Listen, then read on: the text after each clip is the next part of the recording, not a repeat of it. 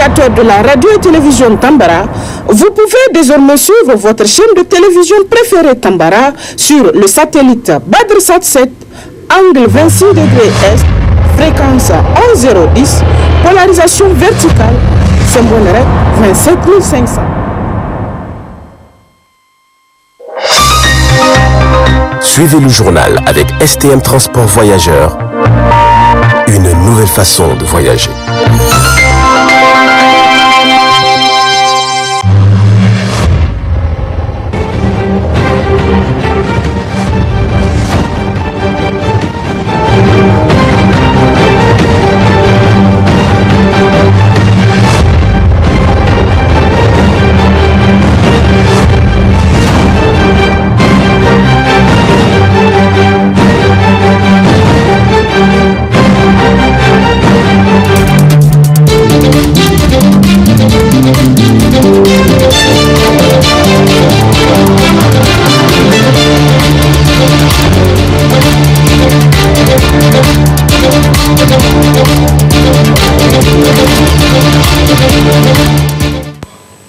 Bonsoir à toutes et à tous et merci de prendre part à ce rendez-vous incontournable de l'actualité que nous ouvrons avec la rencontre des meilleurs élèves des 8 régions du Niger pour développer leur esprit d'entreprise à travers le programme Tour d'Excellence qui a bouclé sa 7e édition ce matin à la capitale nigérienne. Ibrahima Abdelkader était sur les images de Kantama Ibrahim pour ce compte rendu.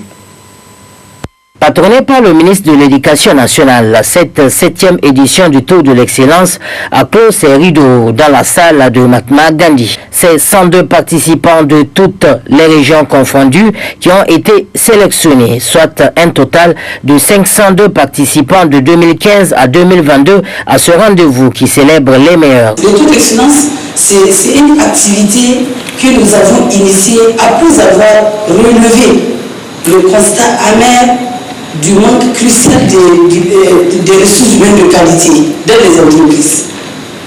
Moi, je suis du secteur privé. J'ai eu l'honneur de diriger des structures où je me suis rendu compte que j'avais un problème de ressources humaines et je n'étais pas la seule. Donc tout le monde crie ressources humaines, le secteur privé comme le secteur public, et nous nous sommes dit, il faut fabriquer dès maintenant les personnes qui vont comprendre d'abord la vision de notre pays, qui vont comprendre ce dont notre pays a besoin en termes de ressources humaines et qui vont s'inscrire, s'orienter dans des branches dont le Niger a besoin aujourd'hui. Et c'est ce qui a justifié notre détermination à arriver jusqu'à ce jour. Après la projection du film du séjour des différents participants à Niamey, des témoignages et contributions ont été apportés par quelques-uns. En vertu des articles 30 et 31 de l'ordonnance numéro 84 33 du 23 août 1984 portant compte de la nationalité nigérienne, je me nomme Abdou Farid Abdou Asman.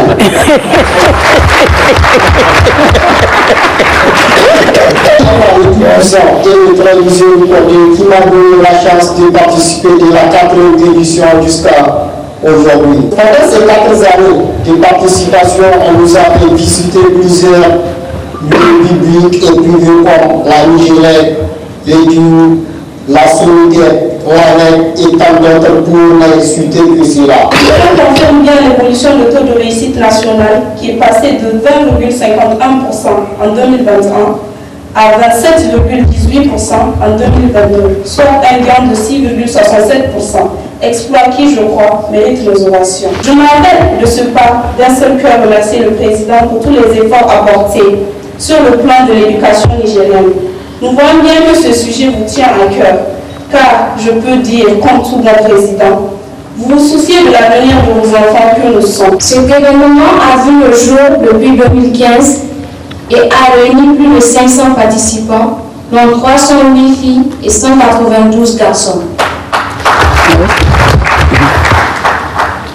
Le Tour d'Excellence réunit les excellents des 8 régions du Niger sélectionnés sur la base de leur moyenne. Mon nom donc Abdoulaye, élève au CSTI, admis cette année au bac avec une mention très bonne.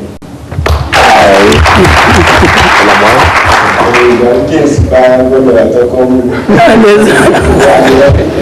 suis un peu dit. Le taux d'excellence est une initiative très bénéfique pour les jeunes excellents, car il leur permet d'acquérir ou de développer l'esprit de leadership.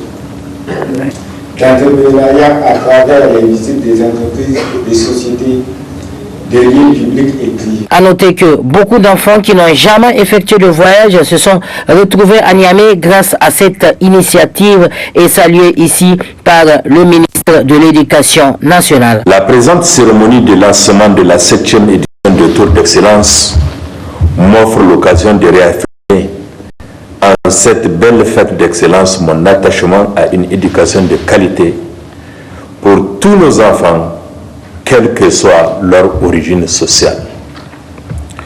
L'esprit d'excellence que nous connaissons ici fait partie des traits de caractère des deux personnalités de notre pays. Je vais parler de M. Seydil Mokhtar, président de la présente cérémonie, et de M. Kader Kane, président fondateur de l'université ADU. Tous connus et appréciés de tous pour leur dévouement à la recherche de la qualité des compétences et des ressources humaines au Niger. Nous vous applaudissons tous car vous êtes assurément une fierté pour la nation. Je vous adresse toutes mes félicitations. 7 ans de révélation des talents de notre pays, dont certains ici présents ont toujours été là. Par la stimulation qu'il suscite dans les écoles, le Tour d'Excellence fait partie aujourd'hui du baromètre du niveau de notre système éducatif. Mais au-delà de la compétition sur la voie de l'excellence, l'événement nous offre aussi l'occasion de réfléchir sur des paradigmes d'intérêt majeur, notamment le dépérissement des valeurs. Initiative salutaire qui permet la mise à niveau des élèves. Beaucoup se battent corps et âme pour y participer. TACT Development s'engage également à faire du suivi et de l'employabilité des diplômés. Commémoration ce matin au palais du 29 juillet de la célébration de la journée mondiale de l'aide humanitaire placée cette année sous le thème « Il faut tout un village ». C'était en présence du ministre des Actions humanitaires. Je vous propose de suivre un extrait de son intervention à l'occasion. L'édition de cette année qui est une opportunité de mettre en lumière l'effort collectif à travers l'immense travail que les humanitaires abattent tous les jours pour soulager les souffrances des personnes en détresse. C'est aussi le lieu de rendre hommage à la résilience des communautés affectées, notamment les personnes les plus vulnérables comme les femmes et les enfants, et aux communautés hautes qui ont chaleureusement accueilli et partagé leurs biens alimentaires et non alimentaires avec les personnes en déplacement forcé. Mesdames et messieurs, distingués invités, faut-il le rappeler, cette journée est instituée à travers la résolution 63-139 de l'Assemblée générale des Nations Unies depuis 2008 pour honorer la mémoire des travailleurs humanitaires victimes de l'attentat contre la Maison des Nations Unies le 19 août 2003 à Bagdad.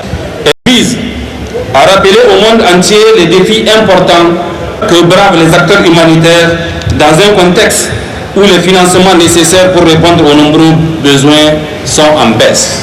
Cette année, la journée mondiale de l'aide humanitaire est placée sous le thème « Il faut tout un village », tiré d'un proverbe africain. En effet, il faut tout un village pour apporter l'assistance aux personnes en besoin, pour ainsi dire, d'où l'importance de l'effort collectif dans la réponse humanitaire. Ce thème rime également avec la nouvelle façon de travailler pour ne laisser personne derrière. Cette journée est pour nous ici au Niger une opportunité pour sensibiliser le public sur les activités humanitaires et montrer les nombreuses réalisations de la communauté humanitaire. Au regard des défis auxquels est confronté notre pays, ce thème nous interpelle à plus d'un titre. Les rideaux sont tombés sur la réunion nationale des gestionnaires des données sanitaires du Niger ce jeudi 18 août 2022 et c'est la salle de réunion de l'hôtel de ville de Tawa qui a abrité la dite cérémonie. Le point avec Abdulmoumouni Yawale et Mamansani Ousmane. La réunion nationale des gestionnaires des données sanitaires du Niger, après 3 jours d'intenses travaux, les participants à cette réunion, qui sont les techniciens de la santé, ont pris un engagement qu'ils vont honorer dans leur travail. Et un engagement est comme un serment religieux, comme l'a si bien dit le secrétaire général du ministère de la Santé publique, de la population et des affaires sociales, le docteur Ibrahim Souley, qui, comme à l'ouverture, a fait le discours de la clôture de cette réunion. Cette réunion nous a effectivement permis dans un premier temps évaluer les recommandations de la réunion de pénétration de l'année 2020, orienter davantage les axes clés de gestion des données sur certaines questions spécifiques, identifier les bonnes pratiques de gestion de données, distinguer les gestionnaires des données selon leur mérite, discuter des difficultés opérationnelles réelles qui entravent la gestion des données, formuler les recommandations et engagements pour améliorer la gestion des données fiables. Les discussions et échanges ont été particulièrement fructueux et ont permis de faire le point sur les réalisations accomplies, les difficultés qui assaillent la gestion de l'information sanitaire. Ces échanges ont également permis de cerner les défis qui restent à relever. Ainsi, la mise en synergie de nos efforts permettra d'atteindre l'objectif principal que nous nous sommes fixés, celui de contribuer à l'amélioration de la gestion des données sanitaires de routine. À cet effet, les différentes interventions, les débats interactifs ici des 3 journées de la réunion ont permis de mettre en évidence les réels engagements de la part de l'ensemble des parties prenantes constituant de fait un des déterminants clés du succès de l'amélioration de la qualité des données sanitaires de routine. Notez que des témoignages officiels de satisfaction ont été décernés aux agents de santé les plus méritants avant de prendre rendez-vous à Zender pour la prochaine réunion. Après une mission de 2 jours de la région de Tawa, le représentant résident de l'UNICEF au Niger, M. Stefano Savi, a animé un point de presse dans leurs locaux hier. L'objectif est de faire le point de la mission et aussi expliquer les objectifs qu'elle vise. Suivez plutôt. La présentation des activités a montré encore une fois les défis qu'une structure comme celle-là a. Parce que c'est clair qu'il y a une augmentation des besoins et ça aussi est dû à une augmentation démographique de la population de la région et pourtant que la structure est toujours la même depuis plusieurs années. Mais encore une fois, je vais réitérer ces concepts.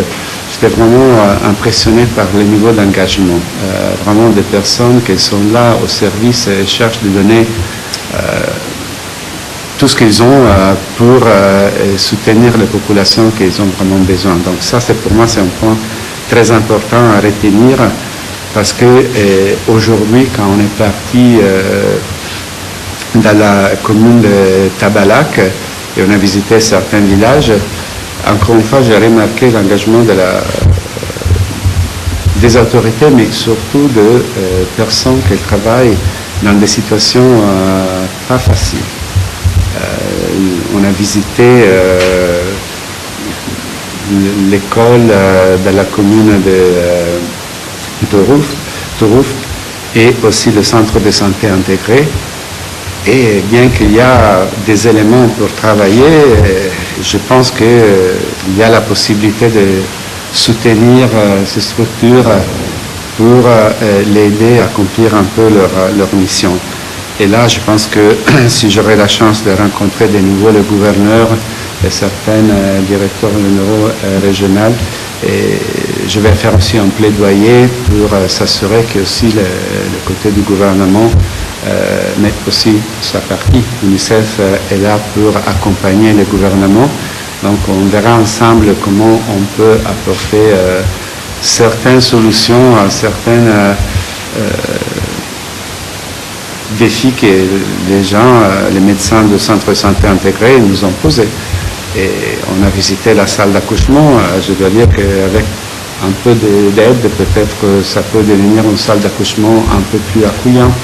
Donc on va voir ça dans les prochaines semaines. Ça sera plutôt mes collègues du bureau de la région d'Ottawa qui vont faire un peu les... Depuis quelque temps ici à Niamey, dans les régions et même dans les pays voisins, on assiste à une nouvelle forme de commerce qui est la vente en ligne. Une de nos équipes s'intéresse à ce phénomène. Le reportage est signé Samira Abdul Nasser.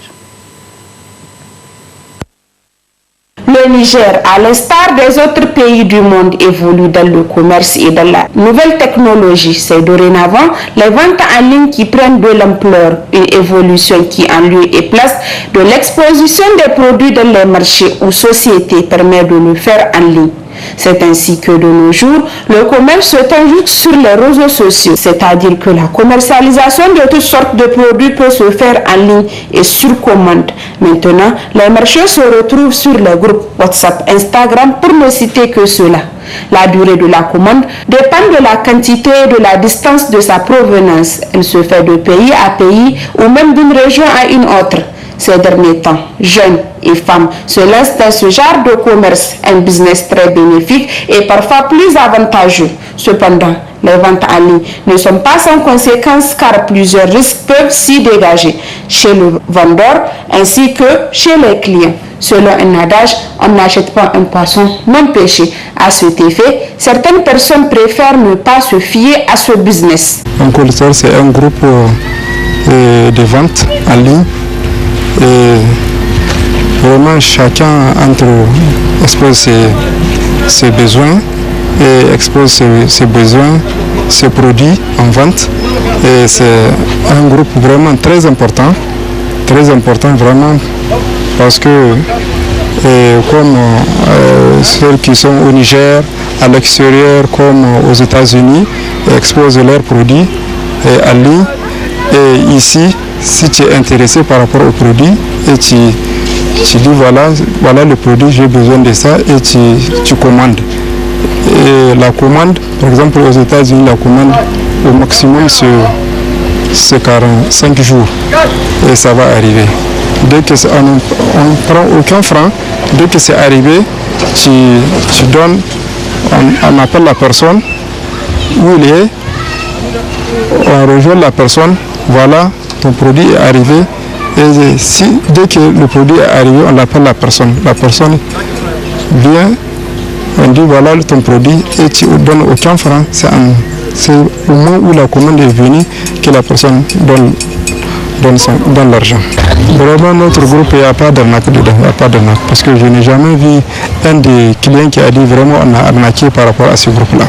Vraiment, c'est un groupe où il y a beaucoup d'éclaircissements et de clarté dans ce groupe-là, vraiment. Vraiment, c'est un groupe que beaucoup de clients apprécient par rapport à ce groupe-là. Je n'ai jamais entendu qu'un client est arnaqué par ce groupe-là. Vraiment, c'est un groupe vraiment que beaucoup de clients sont beaucoup intéressés par rapport à ça.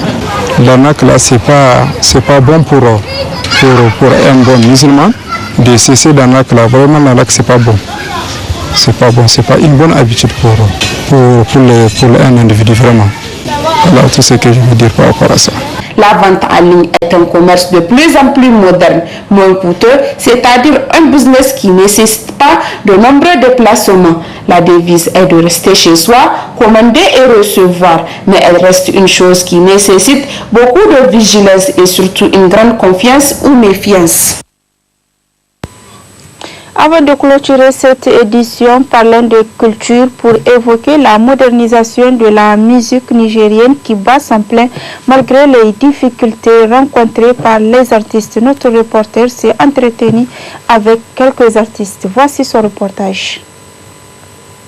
Le rap se définit comme une musique martelée basée sur des paroles scandées, un style de musique apparu dans les ghettos afro-américains dans les années 1970. Le rap est également la récitation chantée de ces souvent révoltés et radicaux sur un rythme répétitif et sur une trame musicale composite. Au Niger, auparavant, nombreux sont ceux qui s'adonnaient à ce style musical, mais ces dernières années, très peu sont ceux qui y sont restés fidèles. De la dislocation des groupes à l'arrêt complet de la musique, plein facteurs y concourent, selon Soul de la formation MDMCO. La plupart du temps, quand ils voient un artiste arriver à un certain niveau, ici de fois que c'est facile et tout, quand ils rentrent pensant que toi tu sais comment ça a débuté avec toi, on le savait, c'est tellement difficile, toute chose, tout début est difficile. Maintenant, il y a certains qui supportent les difficultés jusqu'à arriver au bon produit à la fin, les fruits et tout, mais à d'autres ils supportent pas parce qu'ils veulent gagner tout de suite et c'est difficile, c'est pas tout le monde qui a la chance de gagner tout de suite. Donc c'est ça qui fait que beaucoup abandonnent en plein chemin, donc c'est normal. Le message c'est de leur dire il faut croire en soi. Pour commencer, il faut croire en ce que tu fais, à tout ce que tu veux et travailler. Il n'y a pas de magie, il n'y a pas il n'y a rien au fait à part le travail. Quand tu crois, quand tu travailles, ça va payer tôt ou tard. Donc travailler, donner du bon produit. Tu n'as même pas besoin de supplier les gens où je vois certains artistes sortir, dire ouais, le public, soutenez-nous s'il vous plaît. Moi, j'ai jamais fait ça et je ne ferai jamais ça. Tout ce que j'ai à faire, c'est travailler, te donner le produit ou c'est toi qui vas me réclamer pour me dire j'ai envie que tu fasses un concert, j'ai envie que tu me vendes ton CD. Pour ceux qui sont restés dans le domaine de la musique, nous assistons à un revirement, voire un changement total de style. Phenobi de la formation KG2 s'explique. Quand on suit le mouvement mondial, les rappeurs qui n'ont pas réussi dans le rap, ils se sont transformés en chanteurs. Donc c'est ça, la musique urbaine, c'est tous les courants qui animent la musique urbaine proviennent du rap. Tous les gars qui font de l'afrobeat, de l'afro-trap, qui font aussi un peu de l'R&B, sont des rescapés du rap. Ceux qui n'ont pas pu sortir de l'eau dans le rap se sont convertis en chanteurs et d'autres sont en train de bien réussir ça. C'est pas qu'au Niger seulement, c'est un phénomène qui est mondial. Quand on regarde bien, bon, peut-être que le Niger est un cas un peu spécifique, parce que de l'autre côté, les fans des rappeurs, ils sont devenus des rappeurs et ils sont devenus les ennemis de leur idole d'hier. Et donc ça aussi, sa responsabilité dedans. Et de l'autre côté, je n'accuse pas seulement les rappeurs, j'accuse aussi les hommes de médias, dont les animateurs, qui ont aussi une certaine responsabilité dans la chute du showbiz, du mouvement. J'accuse vraiment aussi les animateurs. Une certaine distinction observée du côté des rappeurs féminins, ceux qui n'encouragent pas celles qui veulent se lancer dans ce showbiz à persévérer jusqu'à l'obtention d'un bon résultat dans ce milieu où l'on pense que seul le rap au monde a primé. Sincèrement, moi, la dernière fois que j'ai regardé une liste d'artistes de musique urbaine, j'ai vu beaucoup d'hommes et j'étais la seule femme qui émergeait dedans. Je n'ai pas du tout été contente en fait. Et je me suis dit, mais qu'est-ce qui ne va pas? C'est pas normal.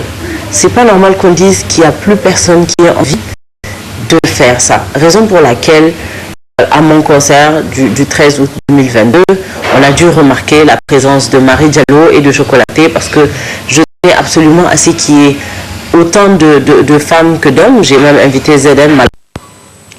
Et c'est l'essentiel de l'actualité, messieurs, dames. Merci pour votre aimable attention. Restez en compagnie de nos prochaines éditions. Au revoir.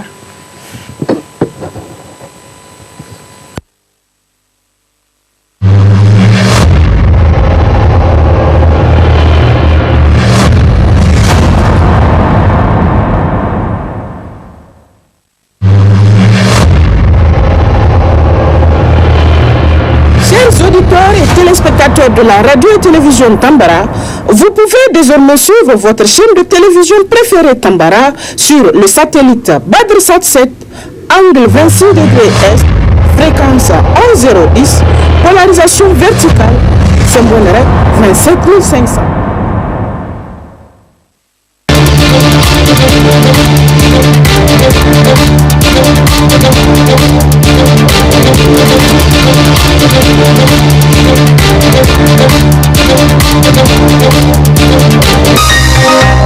journal vous a été présenté par STM Transport Voyageurs. Une nouvelle façon de voyager.